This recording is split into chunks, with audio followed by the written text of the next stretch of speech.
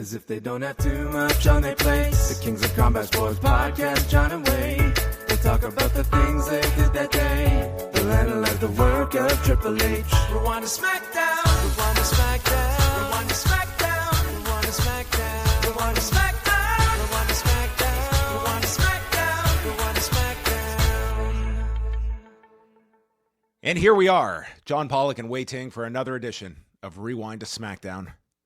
And Wai Ting, I have an announcement to make. Oh, what's that? These 3-hour SmackDowns have smacked me down. And I am afraid that I will be signing off from Rewind-A-SmackDown. For real? Serious? My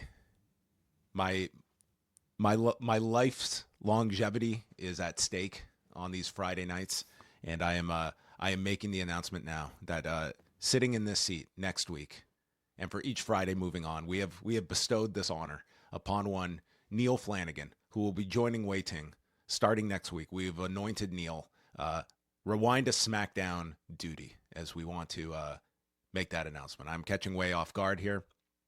I was,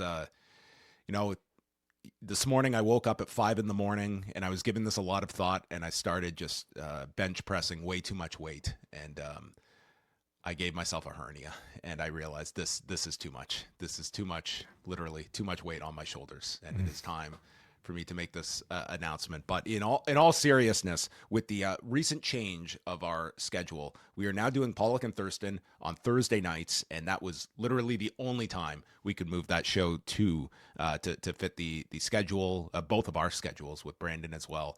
And on that note, with adding that night, I cannot add more nights of my week, and so therefore we are doing a bit of musical chairs here, where Neil will be stepping in with Wai on a weekly basis here on Friday nights.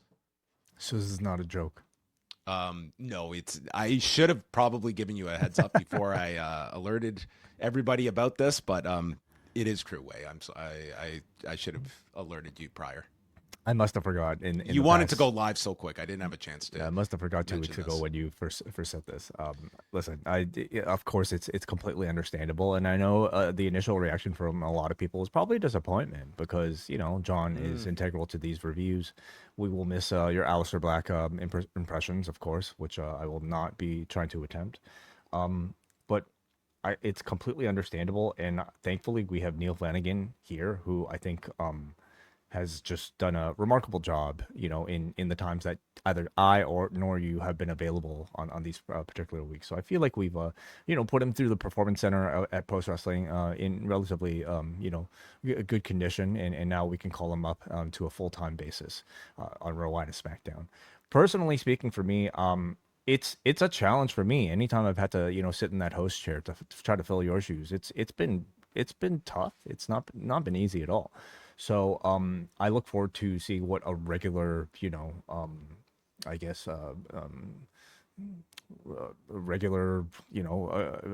frequency will do for me. And I look forward to the challenge in growing my role as a broadcaster here at Post Wrestling. So I hope you guys will stick around and don't fret, because it only means more time from John Pollock in other spaces in the Post Wrestling ecosystem. Well, selfishly, I look forward to listening to you too. I always enjoy listening to the two of you on nights that I am not here. And yes, my personal life thanks all the people out there as well. And you can rest assured that I will be geared up for more impressions on Mondays. Yeah, when necessary.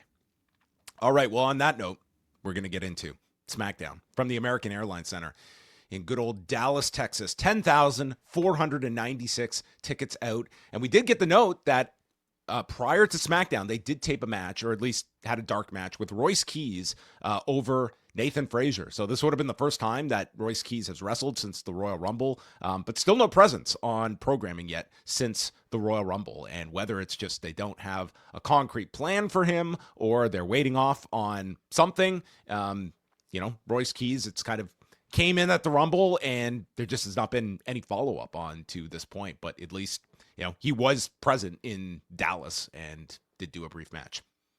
Seems like somebody who, you know, like because of opportunity was brought in, and because the Rumble represents a good time to, you know, gain some buzz, slotted him in there. But, you know, it's part of the challenge of introducing a brand new name in the Rumble, because they already have so many plans for other guys, namely your NXT call-ups that, you know, are already given a lot of that airtime to be showcased and introduced to an audience. So we wait to see if Royce Keys will be one of those guys who will make any sort of appearance, or if they'll actually wait for him beyond WrestleMania, which feels like it's a long time, but I also could understand if that was the decision.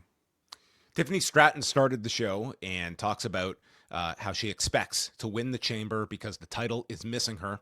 Nia Jax and Lash Legend interrupt, and Lash threatens to lash out on Bitter Betty, as she calls her. And Nia will have a qualifying match next week, and Lash predicts that Nia will win that and then eliminate Stratton at Elimination Chamber. So then Rhea and Io come out because they have to defend the titles and state that neither of them are going to be winning the Chamber, and that's because Rhea is in it, and Io will be having a qualifying match next week, and that the two of them will be the last standing in the Chamber, which is not how the Chamber match works. It is only one person that can be standing at the end. So at least the tease of the tag champions in the Chamber together. They'll be the last two standing until only one of them is standing, I suppose. Yeah. In this segment, I felt like we got a chance to hear Tiffany speak at length. And she's what time is it? She's definitely gained more confidence than when you compared to her a year ago. You know, the title run has certainly achieved that for her, but I still definitely find her delivery very rehearsed and very, I would say, inorganic. And especially like in her back and forth with her opponent, there's definitely still room for growth there to make her delivery sound a bit more authentic and honestly less generic, you know, which is kind of how she comes across when she's just kind of reading script that's written for her. I think there continues to certainly be that over reliance on the catchphrase a bit. So it's one of the biggest holdbacks that I think could affect a baby face, you know, when the audience senses your words are not genuine and your voice is not authentic. I don't think they'll ever truly be behind somebody. Well, I don't know. They might have a little bit of a panic when it comes to maybe Tiffany should go off script a bit more.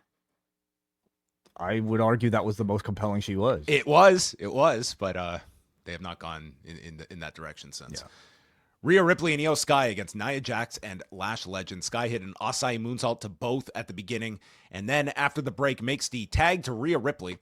Jax stops a riptide and goes to knock Io off the turnbuckle as she's setting up for the over the moonsault. But then it's a powerbomb from Rhea. Over the moonsault connects and Lash is in for the save.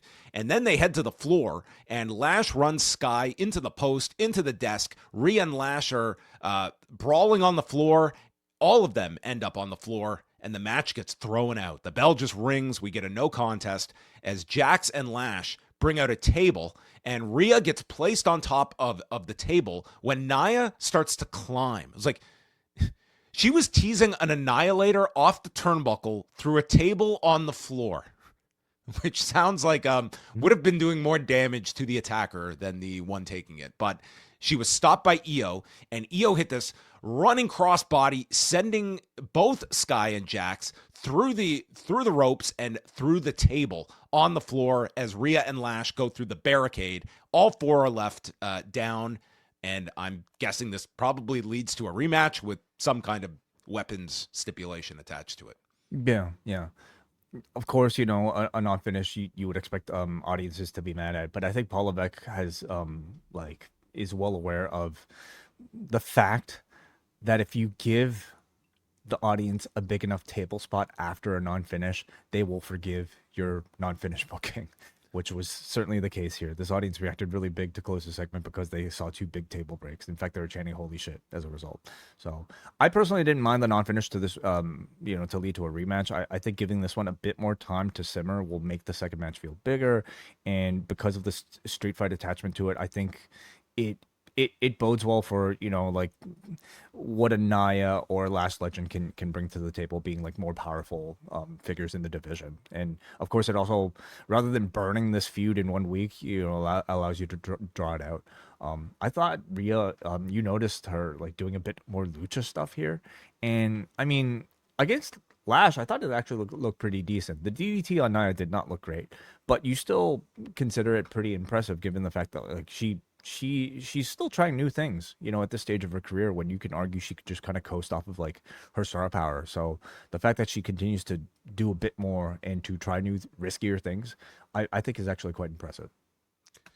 Kathy Kelly is with Cody Rhodes, and Cody is asked about the qualifying match tonight and the pressure that we all feel.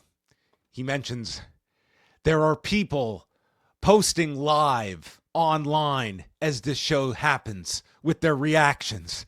There are streamers that are posting their live thoughts. There are 300 some odd employees at WWE HQ who want to see an all-timer of a main event tonight.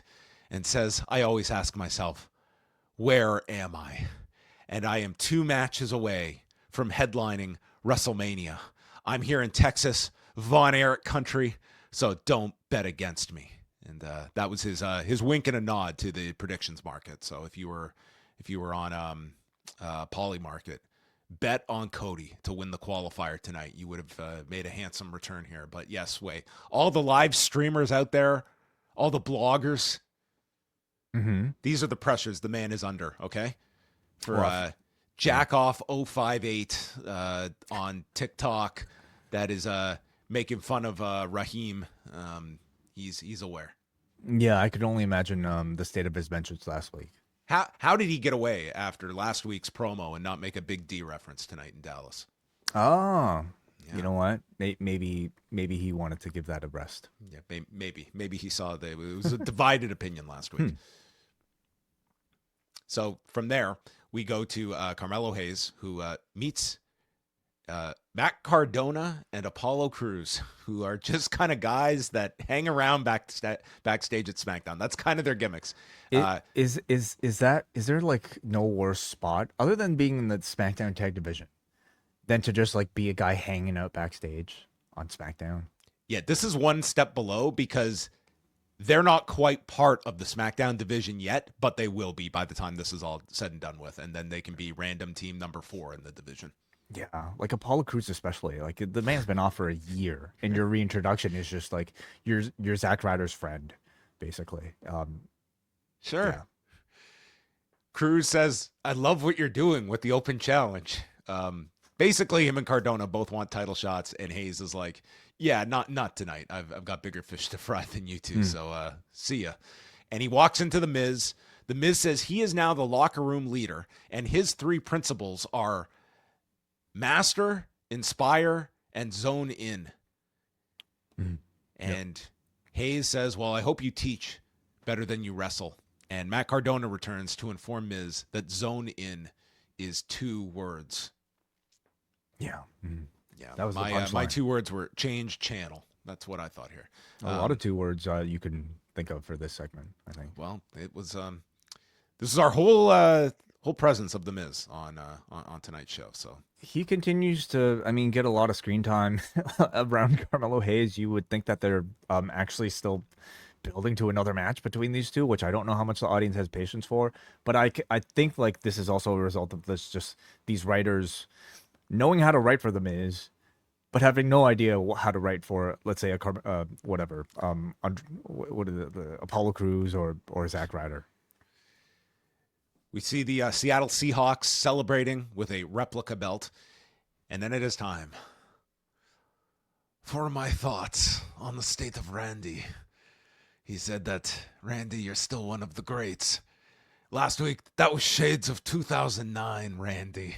It's like, you realize that was 17 years ago. We're talking about a man in this guy's hypothetical prime was 17 years ago, according to Aleister Black. Do you think that's a reference point off the top of most people's? Oh yeah, 2009 Randy. You and I are about to talk about 2011 Randy. Yeah. Yeah. I'm trying. Like, what were his big accomplishments in 2009? Why would that be considered his prime? Well, he had that great little run where he like punted Vince in the head, and then he feuded with Shane McMahon, and it all went to shit. He did have a good little run in early 2009. Okay. But, right. it was a long time ago. But yes, he says that what will happen, Randy, if Cody qualifies tonight? I'll see you soon. Real soon. Yeah. It's like, why? Why are you going to see Randy anytime soon? You lost the qualifier. You're of no consequence to anything that is going on with Randy. What is this guy going to do? I mean, it seems like this promo was as confusing as last week's promo when he said to Randy, nice to see that you've returned, or at least a part of you. And our reaction was like, what does he mean by that? And we had a very similar reaction here. So this tells me like that this confusion is intentional. And I can only imagine he's referring to like Randy's heel side. Like, is this just another, carrying cross type of thing where losing so much is somehow going to inspire this guy to turn heel? Yeah, which is like, yeah. If only I could fast forward like 18 months to his Twitch stream where he will carry house. Everybody had these questions about what part of Randy when they clearly didn't see me conveying the message by blinking my eyes with the Morse code pattern that would have clearly given it away. How do you miss these things? I also had a sock on that clearly referenced OVW for Randy. How can these people, how did you miss that? That was there for you to take. Didn't you notice this pipe in the background? It's a pipeline to my thoughts. Oh my God. Then it was Zelina's turn. It just got a completely different promo on Julia and Alexa Bliss and stating their porcelain egos will finally break and change is coming tonight. Well, no, it's the exact same fare. That's your spoiler for later. Yeah, I'll say like I think Zelina, unfortunately, like her being forced to cut a promo in the style and tone of her husband has made her promos as ineffective and as unrelatable as Aleister Black's. I mean, at one point she was a great promo, for Andrade. You could even argue like as part of the, like during her first singles run on the main roster that led up to that Puerto Rico match, she certainly had a spark. The look is really cool, but in terms of substance, I just don't think this manages to connect at all. And rather than having Zelina help Aleister Black be a bit more relatable and a bit more understandable, it's kind of went the opposite direction. And both of them now are very, I would just say, ineffective and kind of confusing promos. Has the loss of the snake impacted them? Oh yeah, that's my number one. Maybe that's why they're feuding with Randy. They want Randy to be their snake, their pet snake. That would make sense. Carmelo comes out. He has been champion for 48 days. He's been having the best title matches. So he wants to headline WrestleMania. But he made a promise to Ilya for another match. So Ilya comes out. He's all set for a U.S. title match, but the MFTs interrupt, stating Ilya has lost twice. Therefore, he's got to go to the back of the line. And Ilya says, "Oh yeah, Sikoa? Maybe because your family abandoned you last week." And Solo, "Don't you bring up my family." And so Ilya of all people, says, "Why don't me and Carmelo team up?" I was like, you moron. You had a title match, guaranteed, and you volunteer to get involved in some know-nothing tag match? But that's not all. They attack. Out comes Tweedledee and Tweedledum here, our new tag team, and Shinsuke Nakamura. And we get a impromptu 10-man tag as Ilya just like blew his title match. Yeah. Hayes at least like was seeming like he was wanting to challenge them for the tag titles, so maybe you could see his logic, and certainly that might have been Dragunov's logic in the back of his head. Okay, I got this like U.S. title shot in the future, but for now maybe we can win the tag titles. All right, but then here comes Cardona and Cruz to ruin it all. All right, they had to run it. They saw their opening. There's 5 of them, and there's only 2 of them. We could get a match. Let's do it. And Nakamura thinking the same thing, and of course, all this had to come out and make this a 5-on-5. So Well, no titles will be exchanged tonight. Shin read ahead. He knew this tag match was coming up. He was going to post it yesterday, but so yeah, we get our 10-man tag with the MFTs. Ilya gets dropped on the floor, heat on Ilya throughout the commercial break, and then Hayes is in, hits La Mystica onto Sikoa, and in comes Cardona, hits a pair of Rough Riders, and then Hayes and Ilya team up against Tala Tonga, and Tala manages to hit both with a chokeslam. There's an H-bomb on Mateo, but then Sikoa sends him into the corner, and Hayes hits the first 48 on Sikoa, but doesn't realize he's not the legal man because Tama had tagged. Goes for nothing but net, and Tama shoves him off the top into a Samoan spike. Ilya takes out Sikoa, and then Tama lands the cutthroat, pinning Carmelo Hayes. So, you know what, Ilya? I think you just got leapfrogged for this title match for Tama Tonga, who's going for multiple belts. I definitely thought like Solo would be the one going forward, you know, the U.S. Championship, just given his like talking for the group here. But it looks like they're still going ahead with Tama Tonga, despite him being a tag team champion, you know, trying to now become a double champion. So I thought the match actually turned out pretty well by the end, even though, you know, they're just all mid-carders. It turned out to be a pretty decent showcase for, especially Hayes and Dragunov. Cruz, I feel like, you know, continues to look talented, but I just don't see them pushing him to any sort of significant degree. It just feels as though there were like there's like all these incoming names at the moment. And like a Matt Cardona, it's like you brought him in and it's like, it feels like that was it. Like we brought him in. And from there, it's like we don't have anything more to provide. It's like it just begs the question, like, why did you sign this guy? Like Ray Phoenix was the same. You can go like Miro, you know, similar. Like a lot of guys that you're just signing to sign. They might get like a hot 1 or 2 weeks, and then afterwards they just kind of blend into the background. Like it just I would have loved to have seen these 5, the baby faces, like all together. Like what is that group dynamic like in a car? Yeah. Not to say like I want them to, you know, be linked together, but like maybe turn them into some sort of like unit, you know, like some sort of conglomeration style faction, just to give them some identity, some reason to assist each other, some sort of like world building attached to them. Instead, I just don't really know if we'll maybe hear much from them, you know, afterwards. The Wyatts appear in the arena, and the lights come up. Sikoa holds up the lantern. I think this feud's been going for about 18 months. Yeah, about that. That's my prediction. They replay Alexa's elimination caused by Charlotte Flair at the Rumble, and they meet backstage, and it's very awkward. Flair apologizes, and Alexa blows it off, saying, "It was Jax that eliminated me." And Flair wants to celebrate Galentine's Day with Alexa and asks if she will be her Galentine and gives her some black flowers. We're going several gimmicks back, and an autographed photo of Charlotte Flair. And Charlotte also states she's going to be ringside for Alexa's match, and Alexa begrudgingly accepts it, but tells her to bring the photo as well.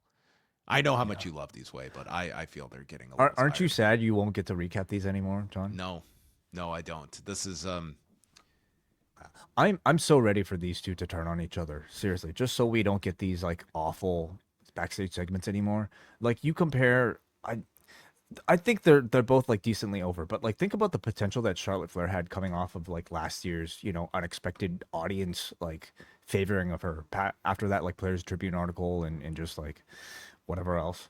And I feel like all of that like goodwill has already been squandered. Like she's just kind of, you know, not to the point where she's getting booed, but certainly I wouldn't classify her as a hot baby face. Can you really see either of them being like a capable WrestleMania title challenger?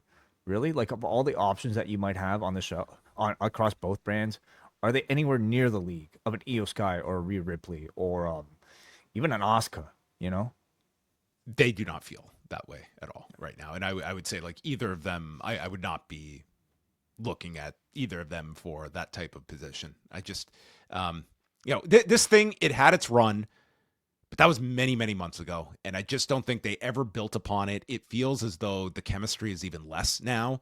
And I just don't find Charlotte to be like the funny sidekick. Like it's not like it doesn't feel natural. It's like, I can buy that these are two actual friends, but this comes across like these are very rigid segments that they have backstage where it's trying to be funny, and I constantly am watching them try to be funny without naturally being funny. I think they're just awful. They're poorly written, poorly delivered, and non-evolving over the past, year plus. But then we've got R-Truth with his buddy Damian Priest as well. So they're hanging out with Nick Aldis. Priest is going to face Carmelo and Trick in a qualifier next week when Kit Wilson walks in. And he says, I'm choosing to weaponize my words, not my fists. And he's doing a new deal now where he writes poems about his opponents or his targets. And he calls Nick toxic in his poem. Damian Priest is doing like the fakest hysterical laughing you could imagine here. And Kit just says, you laugh because you lack emotional intelligence.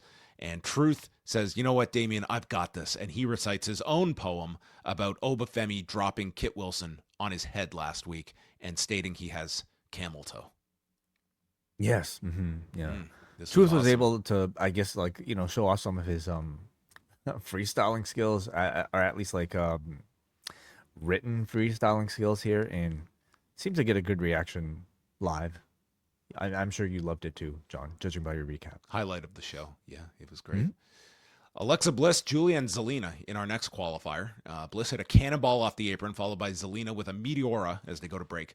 Julia hit this butterfly suplex off the top, and then there's a twisted Bliss, but Julia gets her feet up. Zelina hits the code red, it's broken up, and Julia goes for a Northern Lights bomb to Bliss. Zelina makes the save, and we see Julia tossed to the floor, or she runs at Zelina and she sidesteps. So Julia ends up on the floor. Kiana James gets on the apron and Zelina knocks her down. And as Zelina goes to run off the rope, she runs into a Sister Abigail and Alexa catches her for the pin. So Alexa qualifies, joining Tiffany Stratton in the Elimination Chamber.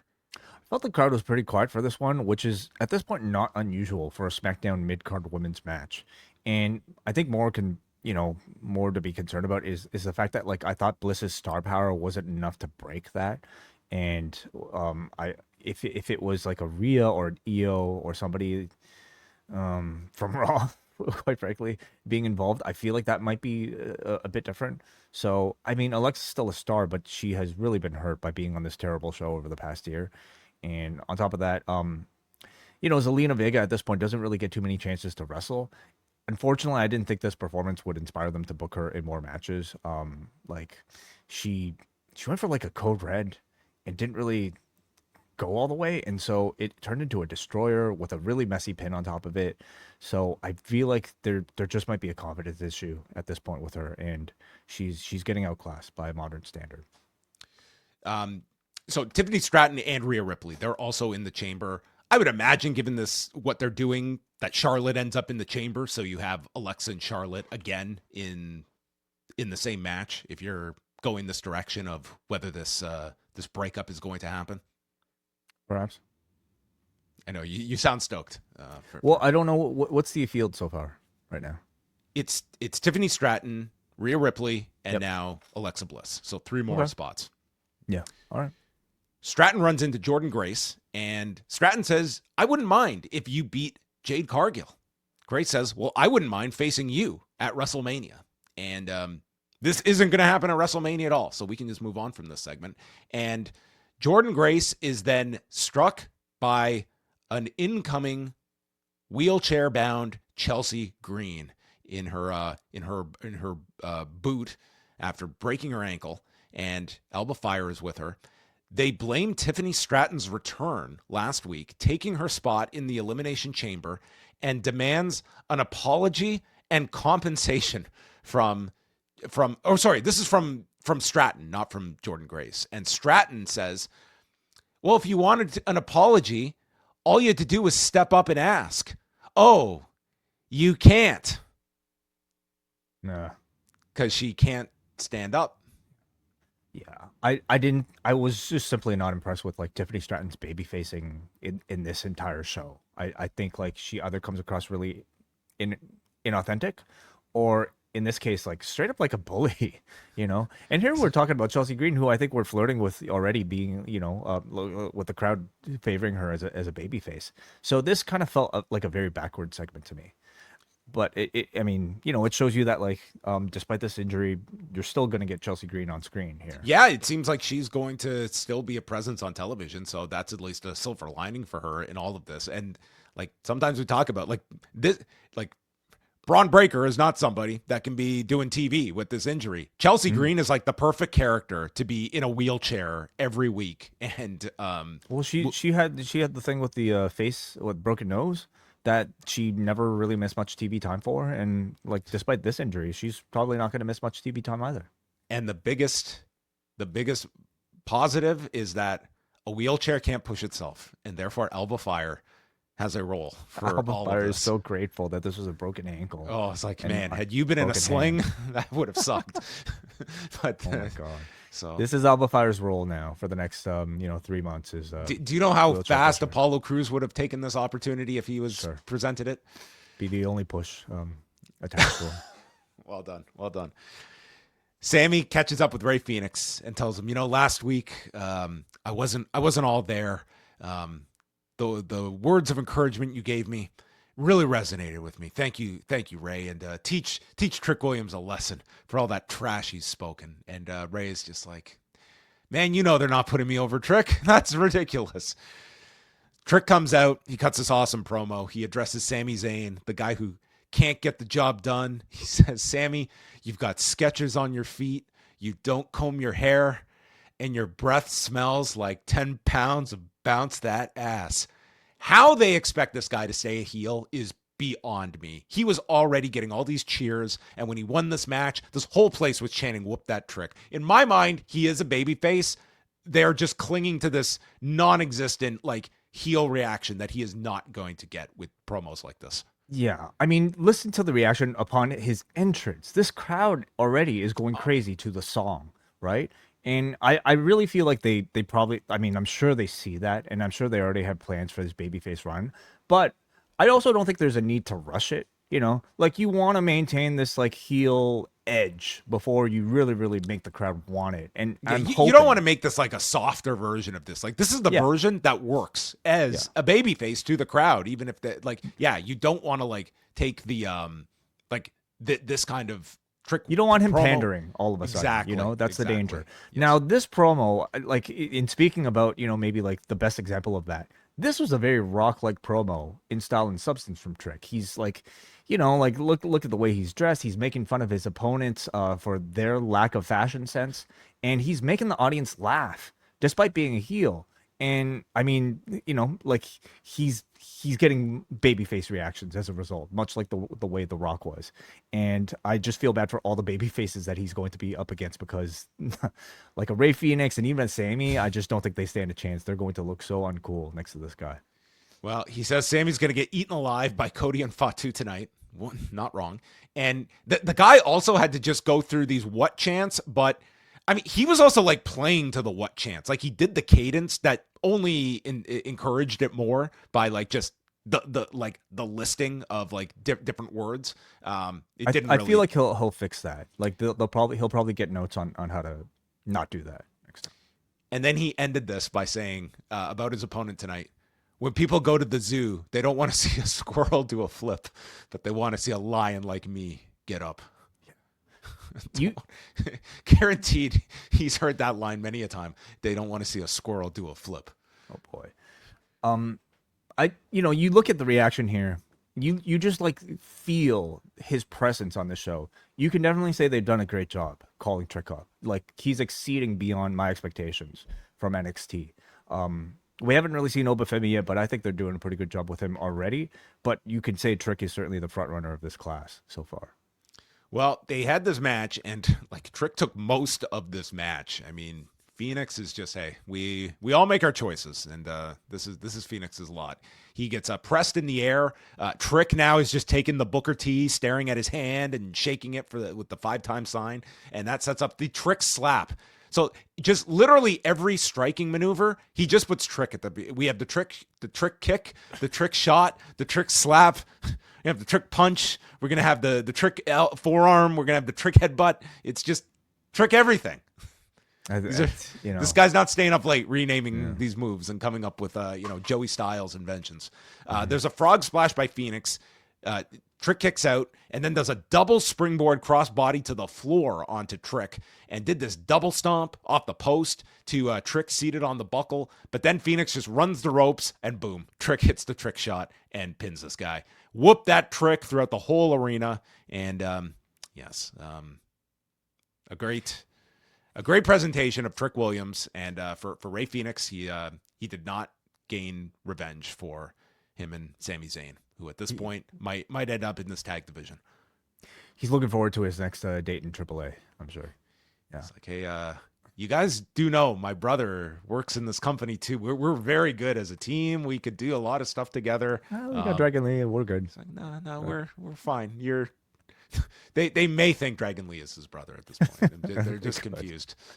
I thought this resulted in a pretty good match here, and the crowd was responding really well to it. And I mean, Trick, I feel like exemplifies like what skills somebody might have that are tailored for a main roster act, and that's principally size and charisma, of which this man has a lot.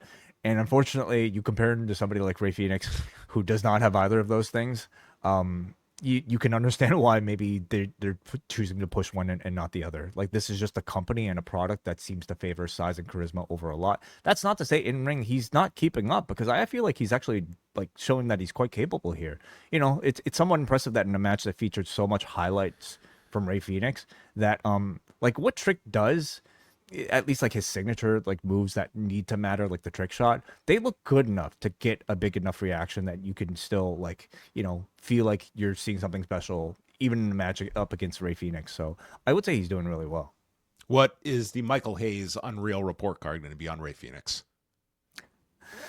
Oh, we need guys like that on this roster. Rhea Ripley is backstage with EO. And Julia is fuming after her loss in the qualifier.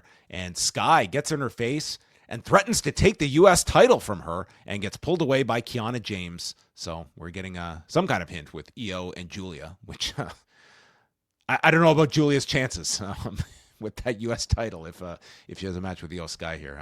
I don't know about Julia. Well, we know IYO and Rhea are here because they're tag champions, okay? But like, I guess it doesn't matter. Like, she could be on Raw and win the U.S. championship. If you show up on that stage, you're eligible to fight, per Nick Aldis. Now, would she become a SmackDown contracted star if she won? I'm asking. Why am I even asking you? We're getting into confusing contract stipulations here. I think they would bend the rules. I think they'd be so okay. too. Nick Aldis would be more than happy to have these two, because they like, frankly, like Rhea and IYO being a part of the show is kind of carrying the women's division, because this SmackDown women's division otherwise is just incredibly weak. So if you're Julia, you're really grateful that IYO SKY is here right now. Where would you put this match? Julia and IYO? Yeah.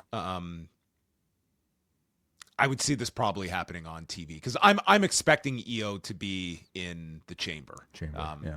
So maybe on TV they'll do this one, and like hopefully it would just be it'd be a great match, but yeah, I don't know. It's well, at this point for Mania, what do you think Julia will be doing? Like, will she have the U.S. championship, and if so, what do you think she'll be doing? My thought would be she doesn't have the U.S. championship, because my thought right now would be, unless there's some multi-woman type of match, I don't see her having a singles match or like a three-way or something at WrestleMania. But I mean, we could be wrong. And then once again, Jade Cargill walks in and just gives a look to Rhea and then walks away without the two exchanging words. So they have hinted at this one for quite some time. So that's and Ripley's in the chamber, so they're keeping that in the back of people's mind. There was a video. I don't know if, like, I often even thought about this as a potential match for WrestleMania, just because I think in the back of my mind I'm still expecting Bianca Belair, but at this stage I feel like maybe it's safe to say like that's probably not happening. So Rhea obviously would be probably the biggest star that they could use in this position if they wanted, you know, babyface challenger for Jade. I would say, unless they have some big surprise that she would, like, Bianca would be able to be one of the women in the chamber. I would say if chamber comes and goes, even if she was healthy, it's like everything's kind of mapped out. It just feels like it would be so difficult to just bring her. It would be like the thought, well, we'll bring her back the night after Mania, that type of thing. Yeah. Or in the chamber match itself, like, again, mirroring what Jade did last year, right? So Yeah. Yeah. But yeah, as we've said with Belair, like it's bonkers that we're at February from an April finger injury. Jordynne Grace video package. She talked about living with doubters and critics her whole life, and it pushed her towards bodybuilding, dominating in TNA, and everything prepared her for this moment facing Jade Cargill. I hope not everything was geared towards tonight's match. Yeah, I hope she has a reason to, keep going after tonight's match. I hope there's more to it than that. I thought it was like, so this was a shared video package, really just hyping up the match. So you had like, I don't know, like a minute and a half of Jordynne and then a minute and a half of Jade Cargill. But this minute and a half of Jordynne Grace, like telling her story, was excellent, and it just made you wish that she could have had way more of this in this call up. Because she's been around for 2 months now. She's challenging for the championship. You don't know a thing about her if you've only been watching, the main roster. They've completely, I think, fumbled her call up. But it shows you that they could have had the potential to do multiple versions of this video just to, again, explain her story and to get people invested in her. So I think it's a real shame. Well, when they expand SmackDown, maybe they'll have more time for stuff like that. To a 4-hour show, maybe, you think? Then there was a quick video on Jacob Fatu. I think this guy he's such a great promo. He just does this sit down. Like, we talk about people that just feel natural and organic and different from, like, this guy sounds different than anybody else.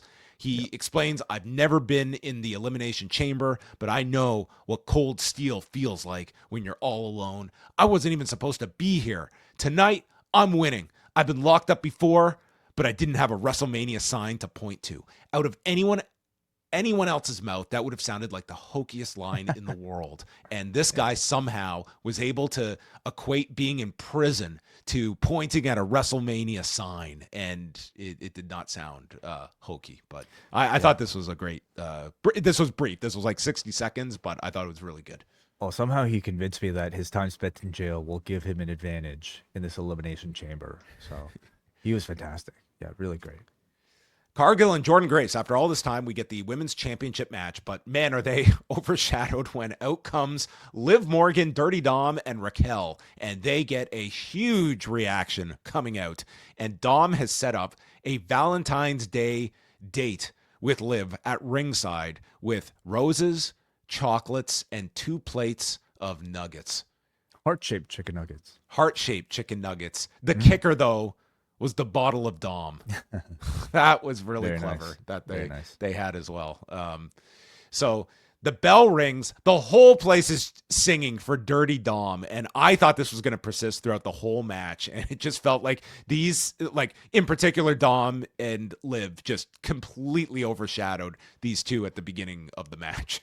Yeah. And I mean, I don't think you can fault them, because otherwise Jordynne Grace versus Jade Cargill, I think, would have died in front of this crowd. I don't think they would have given a shit. I don't think they would have reacted at all.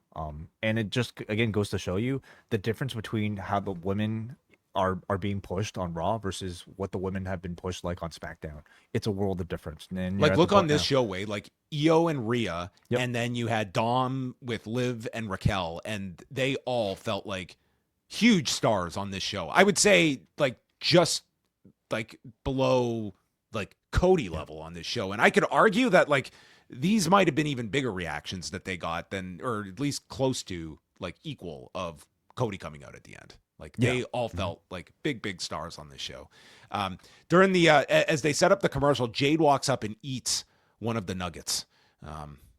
Probably the only time she's ever had a chicken nugget in her life. I was thinking that. I was like, you don't look like that by eating too many of these like fried pieces of batter.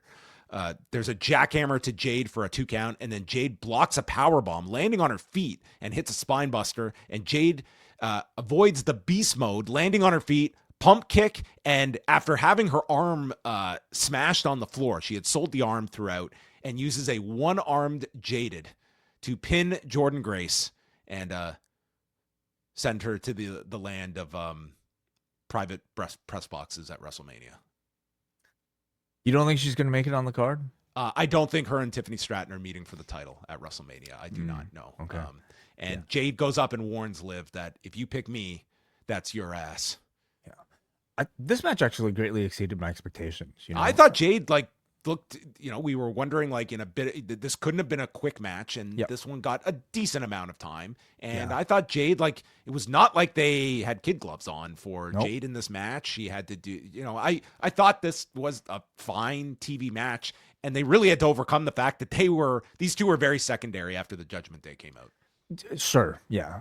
But strictly talking about the in-ring content, I felt like it's not like there are a lot of options to choose from, but I felt like this was probably Jade's strongest title defense, and I know I'm comparing that to just Michin and BFAB and really little else, but this was, I could say better than those. This was actually her first televised title defense, because I think those ones were non-titles. She's had this title for 100 days plus. Her only title defenses were at the house shows around Christmas time. Those are the only title defenses she's had until tonight. That's crazy. But she looked very capable here and nailed everything they set out to do. And then they even had a very creative finish here, employing some body part psychology. But I was really also impressed with Jordynne Grace here, who, I mean, her offense looked very creative, very smooth. Her unique strength was, I thought, pretty well displayed in this match. So again, I just find it so disappointing that in this month and a half that they've had her, they chose to showcase and build her not through video packages and not through wrestling, because she had a tag match with Jade that lasted 8 minutes. Part of that, 2 matches that lasted about 2.5 minutes each. Instead, they chose to showcase her and build her through awful talking segments that just achieved nothing to make her stand out. So the results were sort of what you saw in this match, and that like the noise for this match was entirely as a result of Liv and Dom. And when Jade and Grace were, getting the spotlight, like for that yay boo, this crowd really was not responding at all. So where do you go with Jordynne Grace right now, right? Like you've already done the title match, and you've kind of conditioned the audience to recognize her as somebody not to be taken seriously. So I would say they totally botched her intro, and she just kind of falls back down to the mid card now with your BFABs and Meachins. Yeah, like this was a definitive loss. Like they didn't do any kind of out for her. And quite frankly, like she's in a setup role. You should be putting Jade over really strong to get ready for what's going to be the big Mania opponent coming out of the chamber. So unfortunately, Jordynne Grace feels like she's just in the numbers game. She is not in the mix for. I have no issue with the result, but I wish the run was more memorable. I don't think we'll remember this at all in 2 months. Well, I'm hoping that you remember all of these segments by the end of the year, Way, because we go to Axiom and the Motor City Machine Guns backstage, who literally had no dialogue other than to just look confused, as a depressed Johnny Gargano, who I guess just mopes around from town to town, is with Candice, and Candice tells him to just forget about the stupid mask. He says, "My tag partner's gone. The mask is gone. My friend is having the best TV match of the year on Wednesday. I've got nothing left." And Candice is offended by this. "You have nothing left?" And she says, "I'm going to fix this," and wheels off Johnny Gargano. And then the MFTs walk up to Axiom. What is she going to do? Like, what do they have planned for Candice LeRae to try? Like, where is this leading to with Johnny Gargano and Candice LeRae? They have an out clause in their contract. They're going to talk to a lawyer. Yeah. They're going to challenge their status as independent contractors. Of course. Yeah. This is so bad. Like, when I watch these gimmicks now with Johnny Gargano, you know what the image that comes to mind? It's me in the Scotiabank Arena, and Braden Harrington and Davey Portman, who have gone off to get God knows what to drink, and racing back because Johnny Gargano's music played and he returned after 9 months of being gone from WWE. And you would have thought this guy was coming back to be a main event level babyface with the reaction he got. And here we are. Well, maybe that's what she's doing. She's trying to get the music back. Well, maybe they're just going to go watch that video from a few years ago and remind him of simpler times. Yeah. I don't know. At this point, I hope he exits this tag division. I mean, he's lost a partner, yet is somehow still bunched in with these guys in these awful segments.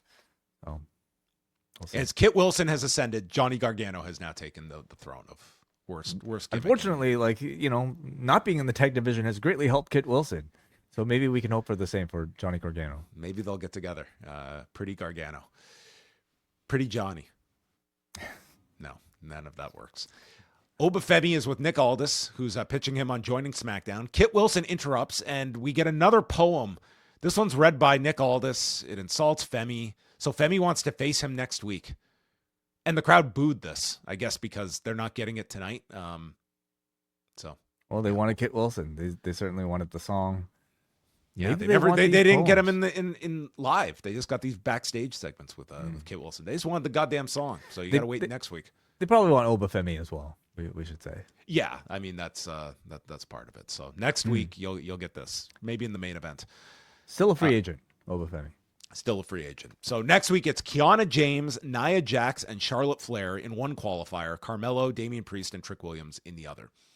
Kathy Kelly interviews Drew. He says Cody won't be anywhere near him or the main event of WrestleMania. He says, Jacob Fatu, you've spent the most time of any of us behind bars, but if you meet me, you'll wish you were still behind bars. I mean, I feel like you should have changed this after listening to Jacob's promo, where he basically said the same thing about himself. In fact, like used it as one of the reasons why he's going to win the chamber. Yeah. So this didn't really hit so hard as an insult from Drew. Yeah. Much like Cody has mentioned, the fact that it's kind of like tiresome whenever his opponents would constantly just bring up Dusty in promos. I really hope that this is not just the go-to every single time for heat for a Jacob Fatu program to bring up that he was in prison, because it will get old real quick. And plus, like, Fatu has kind of owned it. Yeah, I mean, it doesn't really seem like that's going to be.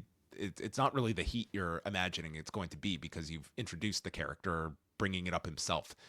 And then finally, he's about to go into Zayn when Zayn appears and says, go ahead, say what you were going to say. What? That I can't beat you? And Drew says, you know, a big part of me actually wants you to win tonight, Sami. And I think that you will win tonight. And Sami is so confused by this. Like, why would you think I'm going to win tonight? And he has to walk out and do the I'm confused look as I walk out. It's like, is this all that confusing? Why this guy would want you to win? The guy who's beaten you 12 times? Like, why would he want me to win, of all people, as opposed to the real threats in this match, Jacob Fatu and Cody Rhodes? It's like, I don't know, man. This Sami Zayn portrayal has just been, he feels like he's gone from sympathetic underdog to like aloof loser. I mean, who wears Skechers with 10 pounds of ass on his breath. Does he wear Skechers? I don't know. Poor Skechers. Poor people who wear Skechers. I think they're good for your feet. I don't know if he's supposed to be so aloof here. He's taken aback by the fact that a heel is saying nice things about him. Well, right? I mean, wasn't this as transparent as possible why Drew would want Sami to win? It was kind of the story of the match. He just doesn't want to face Jacob or Cody because they're dangerous, and Sami is the easiest option of these three. So there's certainly that. I don't think they want you to think that. I think they want you to think Drew doesn't want to face Jacob and Cody because he doesn't like them.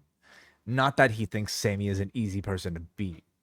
I think that is what they wanted you to think. Like that was the record all would Drew's have motivation. you think. The record would have you believe that, certainly. Like he is like 11-0. He's beaten him 12 times. Like 12-0. Never mind. But they're not easy wins. He's at least like, the last one was an easy win. He had to work for it. Right? I don't know. That's what I took the story of this to be at the end with his involvement. But we get like a 20-minute match between these three.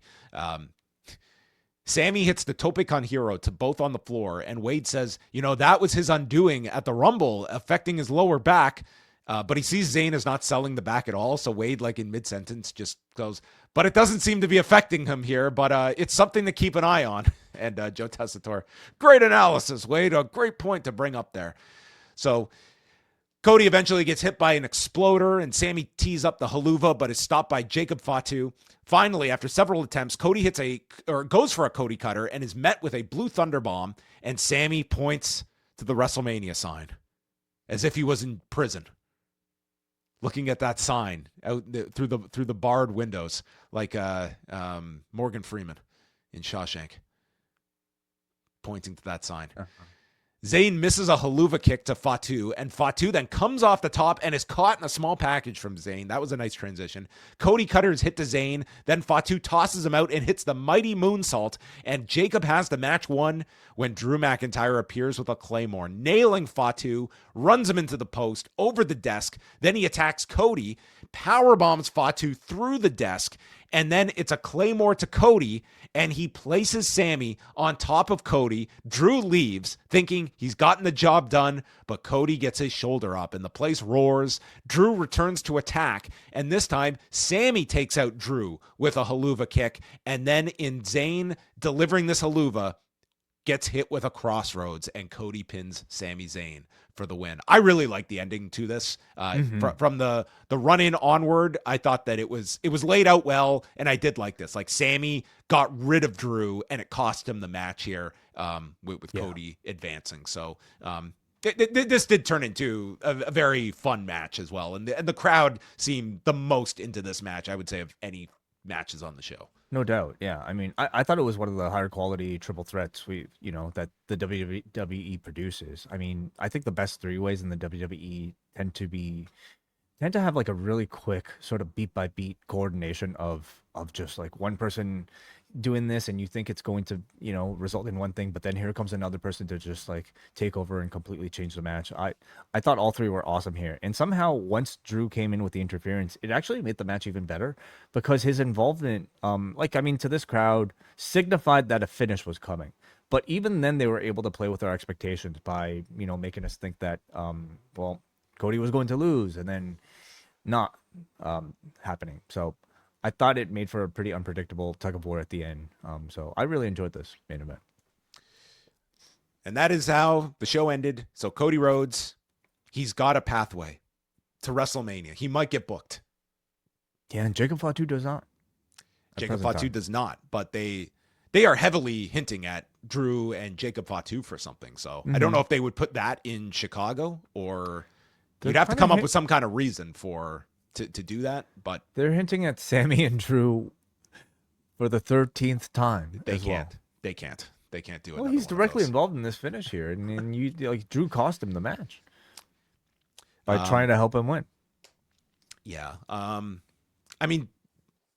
Zayn has less of a claim to the title though after these losses, just from a standpoint of you've had your shot. As Solo said, kind of does. You had two chances back of the line. Yeah. So they're going to continue this losing streak gimmick, like lovable loser gimmick for Sami. We'll see how that turns out ahead of WrestleMania. It usually turns out great. So we'll see how that goes. All right. So there you go. Those were 3 hours of SmackDown to conclude. Aren't you going to miss this? The thing is, I still have to watch these shows just on a different schedule. I won't have the immediacy of having to get it all in on a Friday night. But regardless, that concluded the show in Dallas, Texas. They are in where are they on Monday? They're somewhere in Monday. So that is Raw coming up on Monday. More qualifiers. Who cares? Spin the globe, and that's where they land. This coming weekend, want to let everybody know that we are going to have at some point on Saturday, I'm planning to do a review of TNA No Surrender. The fun never ends. Then on Sunday, we've got the Grand Slam Australia review from Wai Ting and Kate from Montreal. And then check back on the Post Wrestling YouTube channel Sunday night around 8 p.m. Eastern time for the NWA podcast, as the whole team will be going over all the latest news and what is coming up in the world of wrestling. Always a great time with the NWA podcast coming up Sunday night. And then Wai and I are back on, we should actually go over this. Monday evening, we are not going to have Rewind-A-Raw. We are going to be pushing it back one day. So we're going to be releasing our last review of Unreal on Monday night, and then we're going to do Rewind-A-Raw Tuesday at noon Eastern, just for this 1 week. So Tuesday, noon Eastern, Rewind-A-Raw for next week. That is correct. It is Family Day. It's also the Lunar New Year for people who are celebrating. So we'll be off on Monday night and back for a special Tuesday noon edition of Rewind-A-Raw. But in its place is our review of the final edition of Unreal, which we've been talking about on every single Tuesday so far in the Post Wrestling Cafe. We just talked about the Seth Rollins injury, and we will talk about the Seth Rollins injury reveal on this upcoming show on Monday. All right.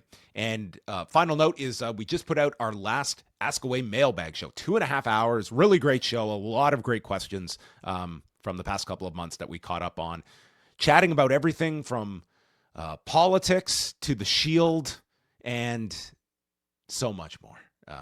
Over 2.5 hours, a lot of questions that we had to catch up on. Always really enjoyable, and one of the shows we get a lot of feedback for. So 2.5 hours of just like discussion about a number of topics. In fact, these are timestamped over at postwrestlingcafe.com if you wanted to just browse through the topic list and see what you might be interested in. All right, check out all of that at postwrestlingcafe.com, and we'll say goodbye to everyone on the YouTube channel.